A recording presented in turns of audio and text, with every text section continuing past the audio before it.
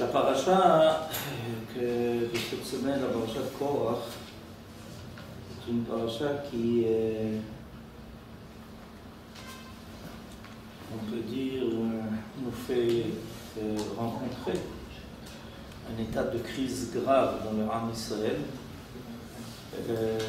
l'idée de la machloket. Machloket qui peut tout remettre en cause. A priori, Korach semble réclamer un poste, mais en réalité, il remet en question non seulement l'autorité de Moshe Rabbeinu, mais il remet en question la probité de Moshe Rabbeinu, puisqu'on peut faire confiance à Moshe Rabbeinu et qui nous a donné la Torah. Pour nous, la vérité de la Torah et l'honnêteté de Moshe Rabbeinu, c'est la même chose.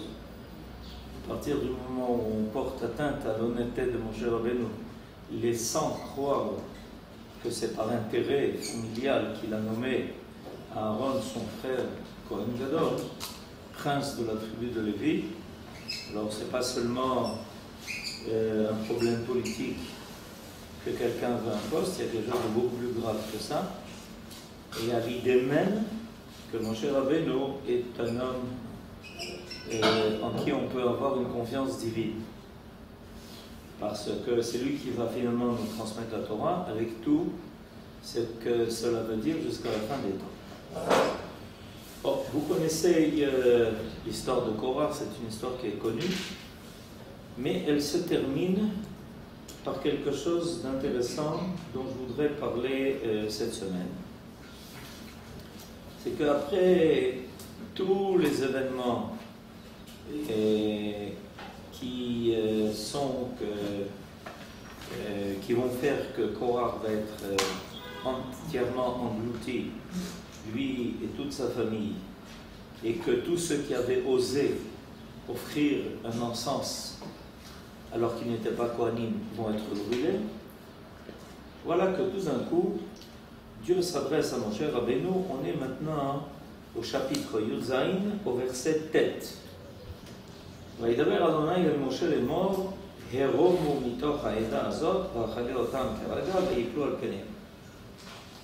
Alors, il y a quand même une colère qui est encore présente, et dans le verset Tet Zain, il y a, pour terminer toute cette histoire, quelque chose d'intéressant qui se passe.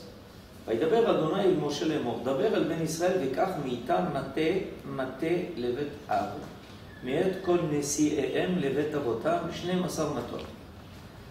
איש את שמו תכתוב על מטות. Pour terminer toute l'affaire, la clôturer et passer à quelque chose de plus sympathique, il y a encore quelque chose que Akadosh Baruch Hu réclame de faire. Et qu'est-ce qu'il réclame?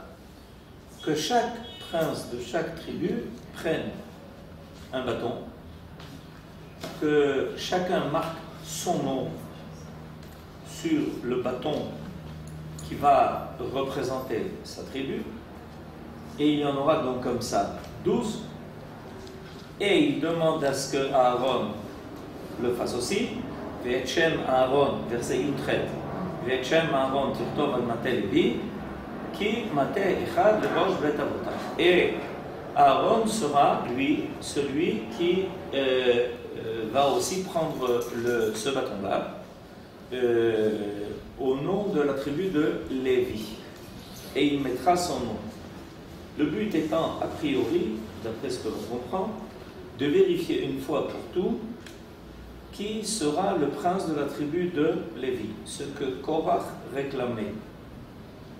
Korach réclamait ce rôle-là. Il était Lévi, il réclamait ce rôle-là. En disant, ça ne suffit pas que Aaron, en tant que Kohen, ait reçu le rôle de Kohen Gadol, et en plus de ça, il est le chef de la tribu de Lévi. Ça s'appelle cumuler les postes. Alors ça suffit. Il faut distribuer pour que chacun ait eu droit au bar au gâteau. Alors moi, au moins, ok, me reviendrait au moins d'être le prince de la tribu de Lévi. Alors Akadosh Baruch Hu dit, alors voilà, on va faire maintenant passer un examen. Comment va se passer cet examen? Chaque chef de tribu va marquer son nom sur le bâton. Je prends les 12 bâtons, je les mets Be'oel Moed Lifnei Edut. Je vais les faire rentrer dans le tabernacle et les mettre à côté du Aaron Abrit. Les 12 bâtons. Ve'aya Aish Asher Efrar Bo, Mateu Yifrach. Et celui que Kadosh Baruch Hu aura choisi, ok, voilà que son bâton, qui est un bâton sec, le bâton avec lequel on marche, tout d'un coup il va fleurir. Va ashikoti me'alai et telunot ben Israël asher amalini alechem. Et comme ça, je terminerai une fois pour toutes les rumeurs, les médisances et tout ce qui se fait dans le peuple, laissant croire que c'est toi qui as décidé de cela. Alors, Moshe Rabbeinu transmet ça aux enfants d'Israël. C'est effectivement ce qui se passe. Le lendemain, je vous lis le verset, Vaïmi Machorat. Voilà que le lendemain, Vayavo Moshe Elohel Haïdout. Voilà que Moshe Rabbeinu rentre donc dans le Kodesh HaKodashim. Veine Parach Mate Aaron.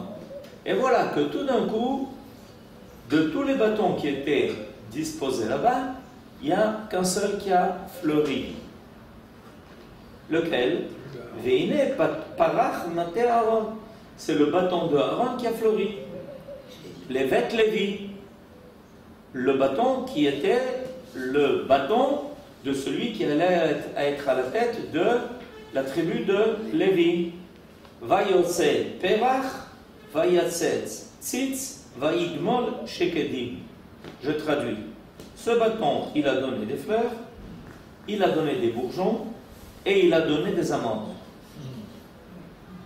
Vayotse Moshe et kol amatot milifnei Adonai. El kol bnei Israël vayiru vayikru ishmateu. Alors il a sorti maintenant tous les bâtons, il les a mis devant les enfants d'Israël, les béné Israël. Ok? Tous les enfants d'Israël ont vu ce qu'ils ont vu, c'est-à-dire que le bâton de Aaron a fleuri, qu'il a donné des bourgeons, qu'il a donné des fruits, et chacun a pris son bâton et est parti chez lui. Ok? Voilà, ça c'est l'histoire. C'est une histoire aussi qu'on a probablement entendue, mais à partir de là, il y a encore un détail qui est important. Vayomer Adonai el Moshe, Ashev et Mate Aaron lifnei Edut le Mishmeret.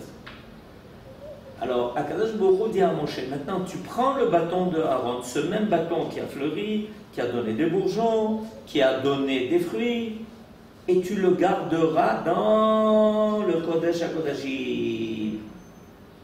Vayas Moshe kasher tziva Adonai oto kenasa. Ok. Et Moshe Rabbeinu a fait ça, l'affaire est terminée. Zéou, on a fini avec l'histoire de Korach.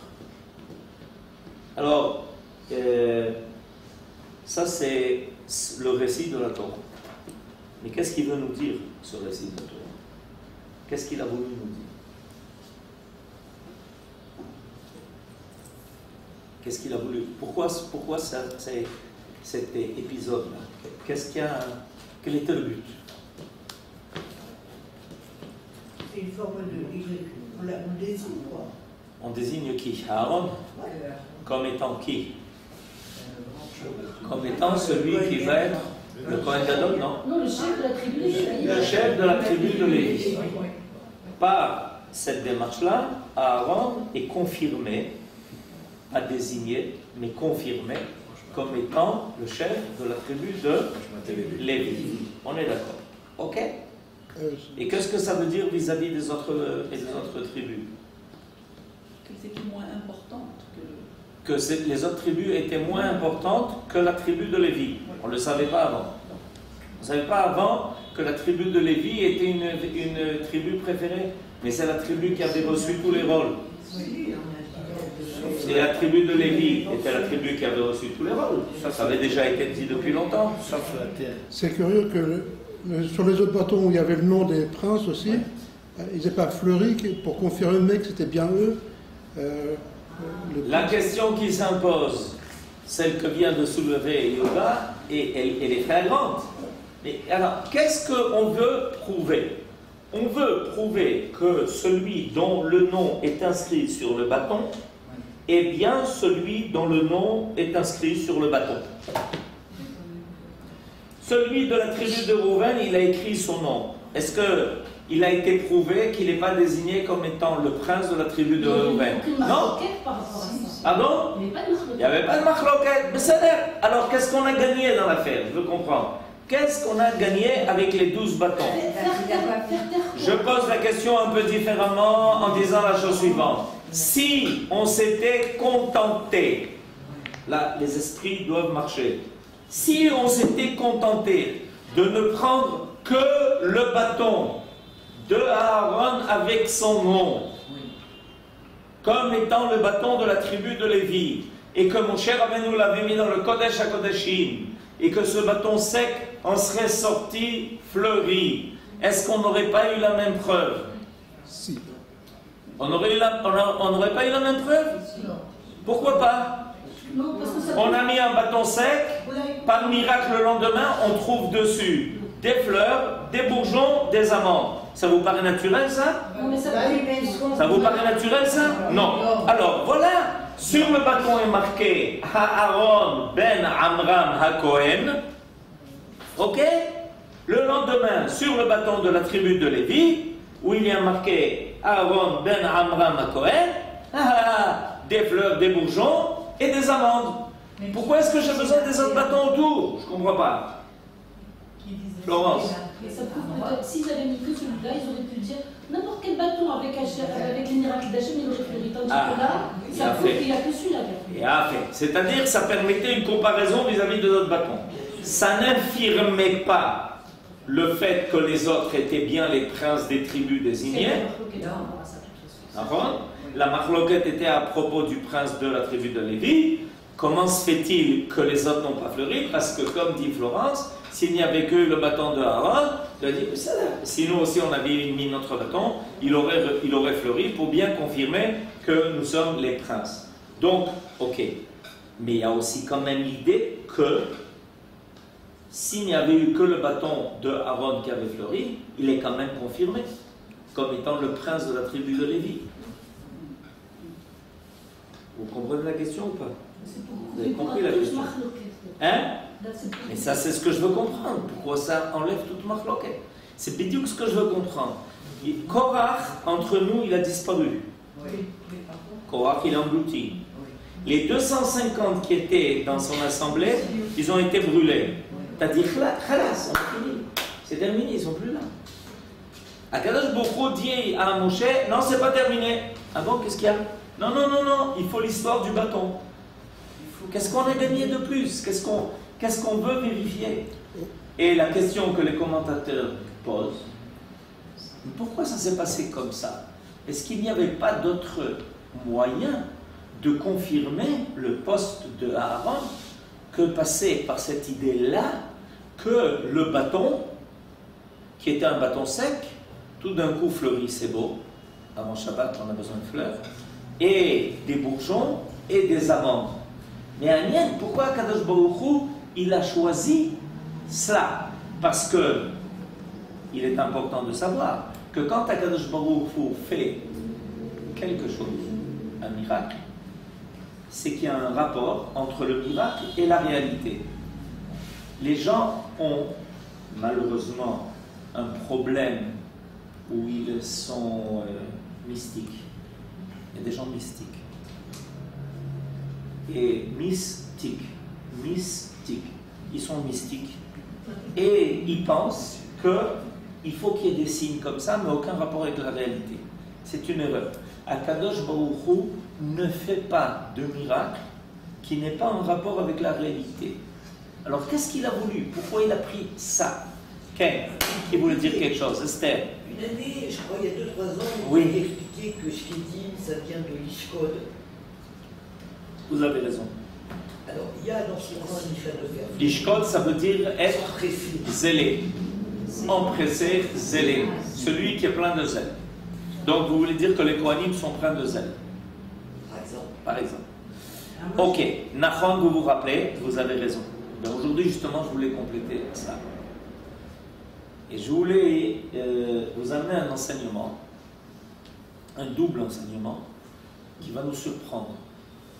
Le premier enseignement qui va nous surprendre, c'est que ce bâton-là, il a été gardé pendant toutes les générations. Où ça? Dans le Kodesh HaKodashim. Et quand est-ce que ce bâton a disparu? Quand a été caché l'Arche Sainte avec les Luchot Abri. C'est-à-dire, là où les deux tables de la loi se trouvent, là-bas se trouve le bâton de Aaron. Oui. C'est intéressant ça. Et en plus de ça, ce bâton, il est là-bas avec ses fleurs, ses bourgeons et ses amandes.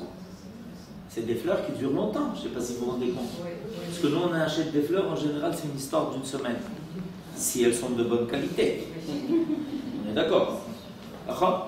Or, le bâton avec les fleurs, les bourgeons et les amandes est là-bas. Il attend. Ça, c'est le premier enseignement que nos sages nous donnent dans le traité de Yoma.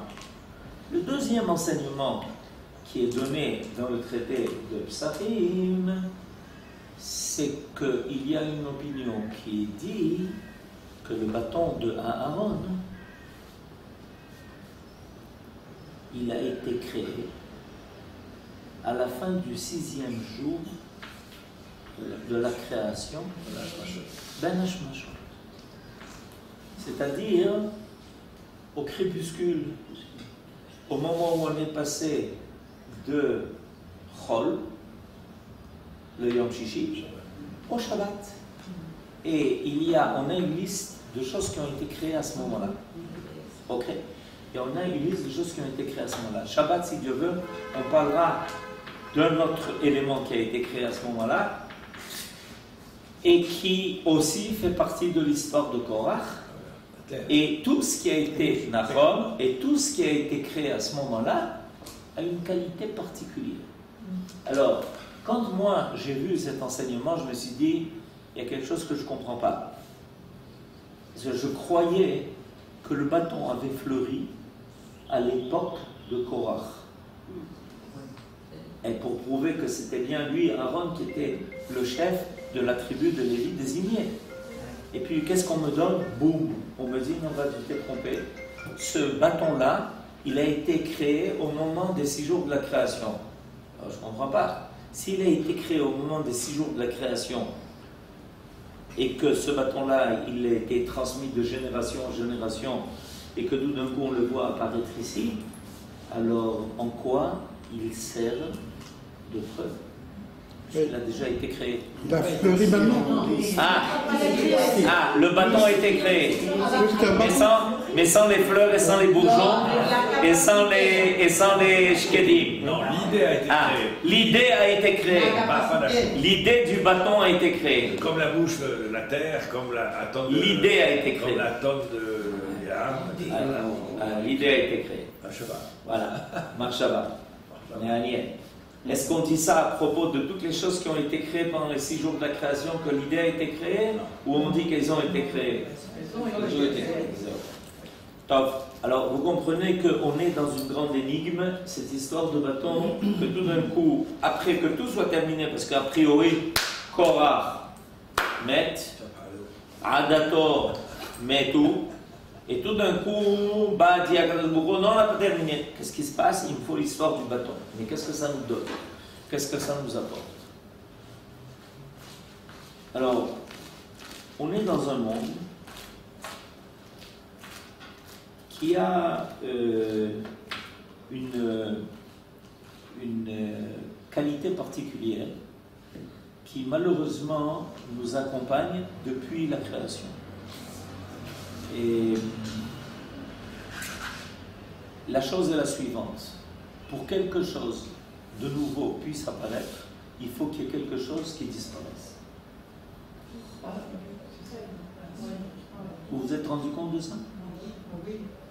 Et c'est triste, non? C'est-à-dire, je veux par exemple du blé, il faut que je prenne une graine. Je mets la graine en terre, la graine se décompose, et à ce moment-là j'ai du blé. Et quand on commence à voir toute l'histoire, on s'aperçoit qu'il y a toujours quelque chose qui doit disparaître pour faire réapparaître quelque chose qui est peut-être meilleur, qui est nouvelle. Mais en tout cas, ça se fait par la disparition de quelque chose de précédent. On ne peut pas dire que c'est la même chose qui se transforme. Pardon? On ne peut pas dire que c'est la même chose. Vous avez raison, ça se transforme, mais cette transformation réclame que l'élément précédent disparaisse. C'est comme ça. Dor oler, vedorba. Vous avez entendu le verset de Shlomo HaMelech? Dor oler, vedorba. C'est-à-dire, pour que dor yavo, il faut dor oler. Dorba. Dor oler, vedorba. Ça veut dire quoi en français? Ça veut dire quoi en français? Ça veut dire qu'il y a pour que la génération suivante apparaisse, il faut qu'il y ait la génération devant qui disparaisse. Et c'est comme ça que tout est conçu, toute la création marche selon ce système. Ce système-là, évidemment, comme on vient d'entendre, il a un but. C'est d'essayer de faire apparaître quelque chose de meilleur. C'est-à-dire, il y a une forme qui disparaît et elle est transformée. Transformée, ça veut dire passer d'une forme à l'autre. Transférer, transporter. Vous avez étudié un peu le français? D'accord? Transférer, transporter, transformer. C'est passer d'une forme à l'autre. On est d'accord? Il a fait. Mais quand on passe d'une forme à l'autre, ça veut dire qu'il y a une forme qui doit disparaître et qu'à ce moment-là, pas une autre forme. Voilà. C'est pas une situation idéale. Pourquoi? Parce que dans le monde de l'éternel, tout est éternel. Je répète, ça paraît simple. Dans le monde de l'éternel, tout doit être éternel. Si on est dans un monde qui a été créé par l'éternel, on veut évidemment sentir qu'il y a une éternité, qu'il y a plus quelque chose est divin, plus il est éternel. Plus il n'y a aucune raison qu'il disparaisse pour que quelque chose d'autre puisse apparaître. C'est un monde, ça vient du fait qu'on est dans un monde qui a des limites. Et pour dépasser les limites, d'accord, pour que les limites que l'on connaisse aujourd'hui soient dépassées, il faut que ce qui limitait auparavant disparaisse au profit de quelque chose d'autre. Voilà comment ça marche. Mais Akadosh Baruch Hu veut nous laisser une trace d'un monde qui est différent. Il veut nous laisser dans notre monde la trace d'un monde qui est éternel. C'est-à-dire d'un monde qui n'a pas besoin de disparaître pour faire apparaître. Disparaître pour faire apparaître. Il a voulu nous faire goûter à ça, il a voulu nous faire toucher à ça. Ok? L'histoire de Korach, c'est une atteinte à l'idée de l'éternité. Pourquoi? Parce que quand tu remets en question la force de Moshe Rabbeinu, tu dis, Moshe c'est un homme. Et la Torah qu'il nous a donnée, c'est une Torah qui peut changer, qui est humaine. Ok? Et, ok, c'est bien, Kol HaKavod Moshe, tu as fait un bon travail, on te donnera une terouda. Mais ton temps est passé, laisse la place aux autres. Dégage. Laisse la place aux autres. Makara. Tu vas rester Moshe jusqu'à la fin des temps? C'est comme ça que ça se passe. Dans la vie, il y a quelque chose qui est là. Ok, tu es là. Laisse la place à quelqu'un d'autre. Or, qu'est-ce que l'on voit? Que Moshe Rabbeinu, son rôle, le rôle qu'il a reçu, c'est de quoi faire apparaître? De quelque chose qui est éternel, d'une vérité qui est totale, d'une vérité qui est éternelle, la vérité de la Torah.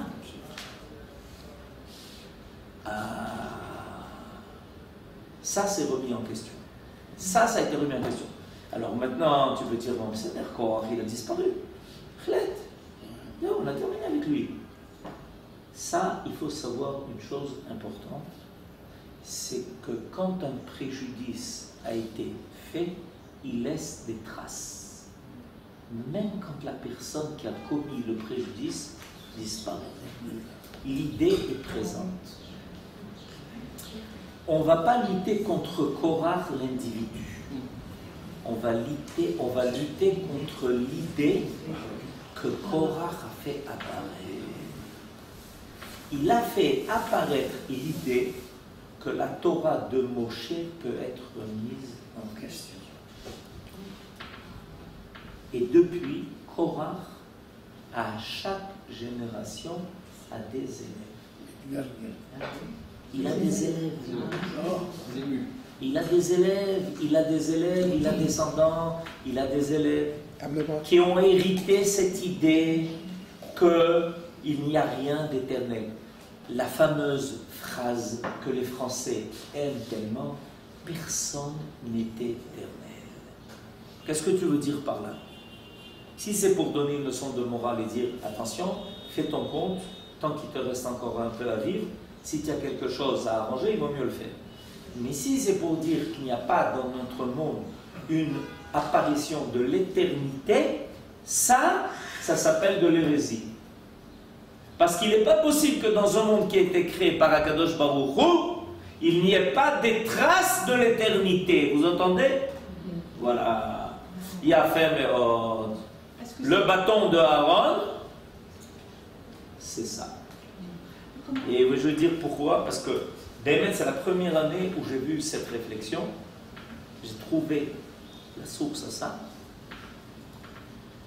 Qu'en général, quand on a un arbre fruitier, on n'a pas en même temps les fleurs.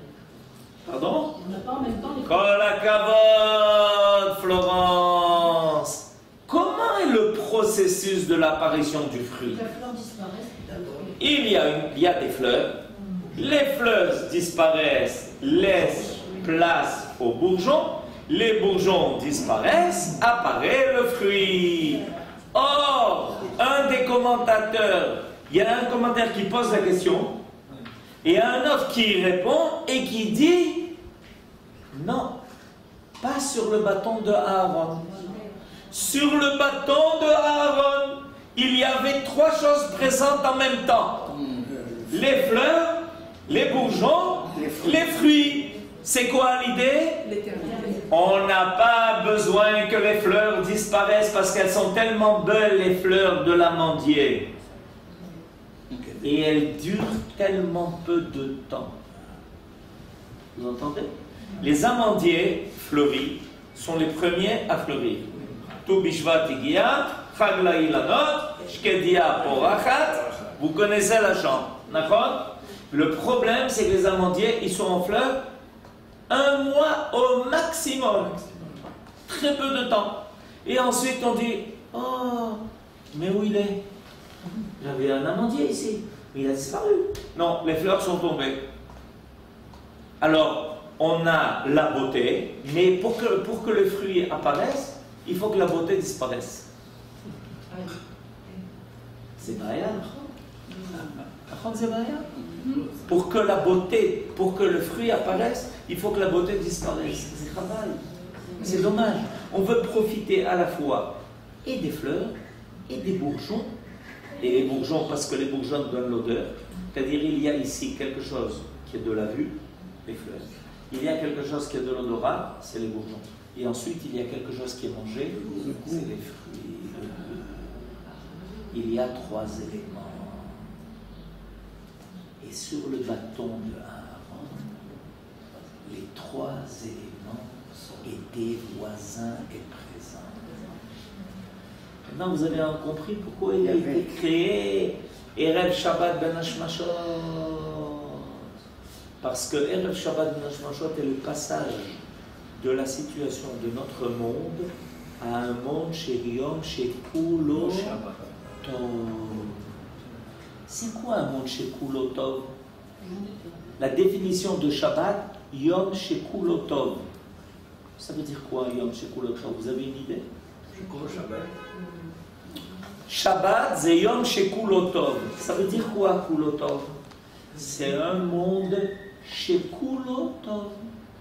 C'est-à-dire qu'il n'y a pas besoin que quelque chose disparaisse pour faire apparaître Kulo Tov.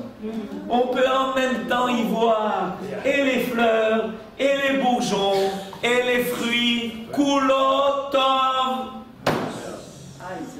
C'est beau ça, hein? Et allez acheter des fleurs d'amandier. Il y a les 300. Il y a les 500. Qu'est-ce qu'il y a, Daniel? Les 500, pas 500. Allez, avec l'amandier. Non, avec le... Ah, en général, il y a 500. Avec le bâton. Oui. Oui, parce que... On peut le toucher. On peut le toucher. On peut le voir. On peut voir. On peut sentir l'odeur. L'odeur de l'amandier, il est extraordinaire. On peut manger les fruits. Et qu'est-ce qu'il y a encore? Et ça nous réjouit. Louis. Et Louis, vous savez pourquoi? Non. Parce que c'est marqué dans le fruit. C'est marqué dans le chant à propos de l'amandier. Il est marqué que quand l'amandier fleurit, les oiseaux se font entendre. Kol hator, shkedia porachat. Kol hator, nishma be'artzenu. C'est quoi tor? Tor, c'est un oiseau. Alors, c'est-à-dire que le printemps arrive, et comme nous dit Daniel maintenant, on a les 5 sens. Parce que tout d'un coup, on entend, les oiseaux sont revenus. C'est marqué dans le chant. D'accord? On a tout. Et on n'a pas besoin que quelque chose disparaisse pour faire apparaître quelque chose qui le remplace. Et c'est pour ça que le bâton de Aaron est éternel. Il est gardé à côté de la Torah. Là où se trouvent les Luchot Abrit, à côté des Luchot Abrit, qu'est-ce qu'il y a? Le bâton de Aaron pour nous dire. Vous voyez? Il reste fleuri 4000 ans.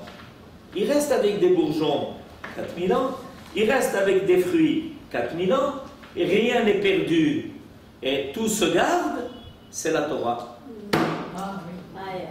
Aïe, aïe, aïe. Oui. Si c'est un témoignage, c'est beau la Torah. si c'est un témoignage pour l'éternité, pourquoi il est enfoui dans le Kodesh HaKodashim, où le seul qui peut le voir, c'est le descendant d'Aaron, justement? Parce que le Kodesh HaKodashim, c'est la connaissance qui est cachée.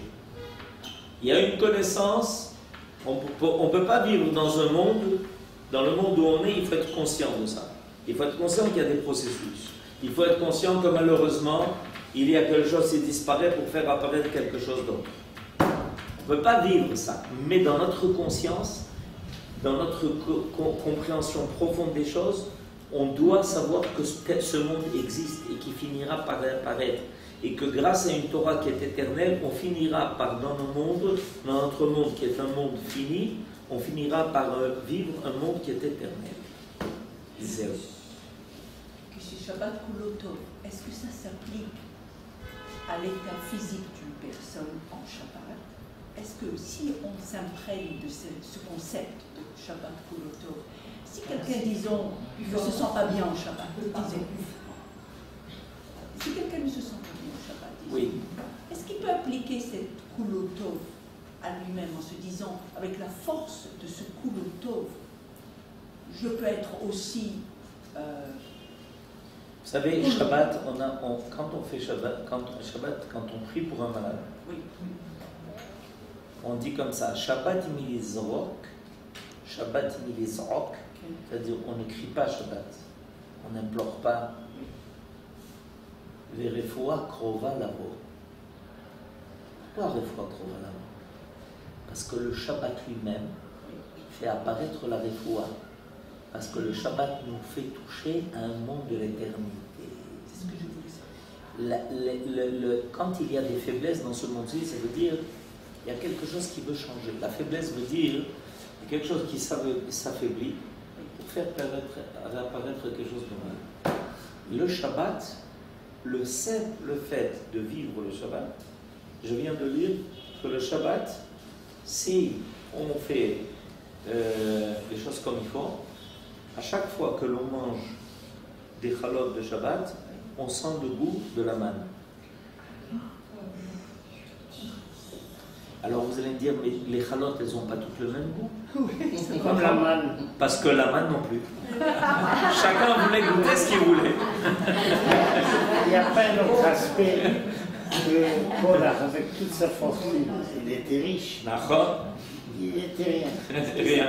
Il était riche, il était rien. Qu'est-ce qui s'est passé avec cette fortune? Elle a disparu? Non, Ah, elle n'a pas disparu.